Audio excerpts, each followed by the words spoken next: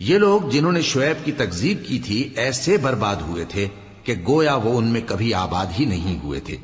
غرض جنہوں نے شعیب کو جھٹلایا وہ خسارے میں پڑ گئے۔ پھر شعیب ان میں سے نکل آئے اور کہا کہ بھائیو، میں نے تم کو اپنے پروردگار کے پیغام پہنچا دیے اور تمہاری خیر خواہی کی تھی، تو میں کافروں پر عذاب نازل ہونے سے رنج و غم کیوں کروں؟ اور ہم نے کسی شہر میں کوئی پیغمبر نہیں بھیجا مگر وہاں کے رہنے والوں کو جو ایمان نہ لائے دکھوں اور مصیبتوں میں مبتلا کیا تاکہ وہ عاجزی اور زاری کریں۔ پھر ہم نے تکلیف کو آسودگی سے بدل دیا، یہاں تک کہ وہ مال و اولاد میں زیادہ ہو گئے تو کہنے لگے کہ اسی طرح کا رنج و راحت ہمارے بڑوں کو بھی پہنچتا رہا ہے، تو ہم نے ان کو ناگہاں پکڑ لیا اور وہ اپنے حال میں بے خبر تھے۔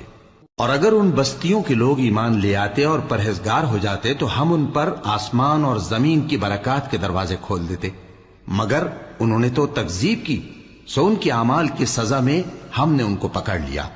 کیا بستیوں کے رہنے والے اس سے بے خوف ہیں کہ ان پر ہمارا عذاب رات کو واقع ہو اور وہ بے خبر سو رہے ہوں؟